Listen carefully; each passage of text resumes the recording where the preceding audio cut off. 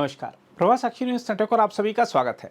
NCP शरद चंद्र पवार के अध्यक्ष शरद पवार के लिए इस बार का महाराष्ट्र विधानसभा चुनाव अन्य चुनावों की तरह नहीं है। यह चुनाव शरद पवार के लिए सिर्फ सरकार बनाने का लक्ष्य हासिल करने के लिए भी नहीं है।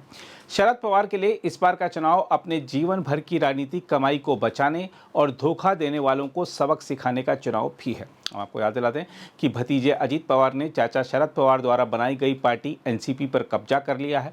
इसके अलावा छगन भुजबल, दिलीप वलसे पाटिल और धनंजय मुंडे जैसे कई नेता हैं जिनको संकट के समय शरद पवार ने राजनीतिक सहारा देकर उबारा था, लेकिन वह धोखा देकर अजीत पवार के साथ चले गए। इसलिए इस चुनाव में शरद पवार हर वो चाल चल रहे हैं जिससे उनको धोखा देने वालों को सबक सिखाया जा सके। जहां भावनात्मक कार्ड खेलना है वहां शरद पवार इमोशनल हो जा रहे हैं, जहां राजनीतिक चाल चलनी है वहां वह आक्रामक हो जा रहे हैं। उनको इस बार कितनी बड़ी राजनीतिक कामयाबी मिल पाती है यह तो परिणाम ही बताएंगे, लेकिन इतना तो दिख ही रहा है कि महाराष्ट्र की राजनीति के वटवृक्ष माने जाने वाले शरद पवार दिन रात कड़ी मेहनत कर रहे हैं।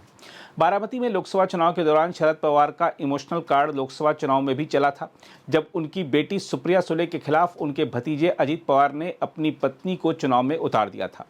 अब अजीत पवार के खिलाफ उनके भतीजे रोहित पवार को उतारकर जब शरद पवार प्रचार के लिए उतरे तो उन्होंने फिर से भावनात्मक कार्ड खेला और सक्रिय राजनीति से संन्यास के संकेत दिए। इस तरह एक तरफ उन्होंने बारामती में इमोशनल कार्ड खेला तो दूसरी ओर राजनीतिक कार्ड खेलते हुए अजीत पवार को घड़ी चुनाव चिन्ह का इस्तेमाल करने से रोकने और अपनी फोटो का उपयोग करने से रोकने के लिए अदालत की शरण भी ली। शरद पवार साथ ही उन सभी विधायकों के निर्वाचन क्षेत्रों में भी जा रहे हैं जिन्होंने अजीत पवार के नेतृत्व में उनको धोखा दिया। उन विधायकों के क्षेत्र में जाकर वह उनकी कारगुजारियों से जनता को अवगत करा रहे हैं और उन्हें सबक सिखाने के लिए कह रहे हैं। इस क्रम में शरद पवार ने पूर्व सहयोगी दिलीप वलसे पाटिल के खिलाफ मोर्चा खोल दिया है। 20 नवंबर को होने वाले महाराष्ट्र विधानसभा चुनाव से पहले अंबेगांव विधानसभा क्षेत्र में शरद पवार ने कहा कि दिलीप वलसे पाटिल कहते रहे हैं कि शरद पवार मेरे बारे में कुछ भी नकारात्मक बात नहीं करेंगे, लेकिन मेरे पास कहने के लिए क्या बचा है। दिलीप वलसे पाटिल ने हमें धोखा दिया और जिन्होंने हमें धोखा दिया है उन्हें दंडित करने की आवश्यकता है। उन्होंने कहा आपको यह सुनिश्चित करने की आवश्यकता है कि देवदत्त निकम इस सीट पर भारी अंतर से जीतें। शरद पवार ने कहा जिन्हें मैंने पद, शक्ति, अधिकार और प्रतिष्ठा दी है उनसे मैं कुछ नहीं चाहता। आज कई लोग उनसे परेशान हैं। उनके कैबिनेट में शामिल होने का फैसला लोगों को पसंद नहीं आया। उनका कहना है कि हमारे साथ उनके बहुत अच्छे रिश्ते हैं, लेकिन ऐसा नहीं है। इसके अलावा शरद पवार ने अपने पूर्व विश्वास पात्र छगन भुजबल के येवला निर्वाचन क्षेत्र में रैली को संबोधित करते हुए 2019 के चुनाव में गलत उम्मीदवार देने के लिए लोगों से माफी मांगी। शरद पवार ने मतदाताओं से विश्वासघाती को हराने की भावुक अपील की, जो पिछले साल जुलाई में भुजबल के अजीत पवार के साथ जाने से उन्हें लगी गहरी चोट को दर्शाता है। शरद पवार ने खुलासा किया कि एनसीपी में फूट के बाद भुजबल उनके घर पहुंचे और उनके व अजीत पवार के बीच सुलह कराने की पेशकश की, लेकिन वह दोबारा कभी नहीं आए। शरद पवार ने कहा कि भुजबल की कमियों को नजरअंदाज करते हुए उन्हें नेता प्रतिपक्ष से लेकर उप मुख्यमंत्री तक कई अहम पद सौंपे गए। बावजूद इसके उन्होंने राजनीतिक शालीनता की सभी सीमाएं लांघ दी और उन्हें धोखा दिया। शरद पवार ने कहा कि भुजबल का उन्हें और दिवंगत बाला साहब ठाकरे समेत अपने राजनीतिक गुरुओं को धोखा देने का इतिहास रहा है। उन्होंने मतदाताओं से इस दल बदलू नेता को सबक सिखाने का आह्वान किया। उन्होंने कहा जब भुजबल पर कुछ आरोप लगने के बाद उन्हें जेल जाना पड़ा तो मैं उनके साथ खड़ा रहा और यहाँ तक कि उन्हें महाविकास आघाड़ी सरकार में एक पद भी दिया।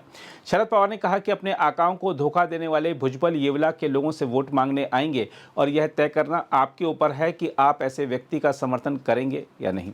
इसके अलावा शरद पवार ने उप मुख्यमंत्री अजीत पवार के सहयोगी और महाराष्ट्र के मंत्री धनंजय मुंडे पर भी निशाना साधा और कहा कि एनसीपी में विभाजन के पीछे जो लोग हैं उन्हें हराया जाना चाहिए। पवार ने बीड जिले के परली में आरोप लगाया कि लोगों को धमकाया जा रहा है और इसे रोकना होगा।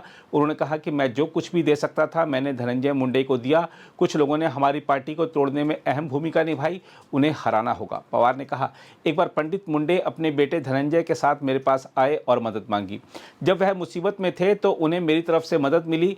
उन्होंने कहा कि मैंने पहले धनंजय मुंडे को एमएलसी बनाया, फिर विधान परिषद में नेता प्रतिपक्ष बनाया, राज्य में मंत्री बनाया। मैं उन्हें बीड़ में प्रमुख पद देना चाहता था, लेकिन यहाँ लोगों को परेशान किया जा रहा है और इसे रोकना होगा। हम आपको बता दें कि शरद पवार ऐसी ही अपीलें उन क्षेत्रों में कर रहे हैं जहाँ के विधायकों ने पाला बदलकर अजीत का दामन थामा था। देखना होगा कि पवार की अपीलें और उनके राजनीतिक गुगलियाँ क्या गुल खिलाती हैं। वैसे यह तो दिख ही रहा है कि राज्य में सरकार बदलने के लिए शरद पवार वह सब कुछ कर रहे हैं जो वह कर सकते हैं। यही नहीं, विपक्षी एनडीए के घटक दलों के बीच तमाम मतभेदों को भी वही सुलझा रहे हैं और गठबंधन को एक रखे हुए हैं। हालांकि गठबंधन की असल परीक्षा चुनाव परिणाम के बाद होगी।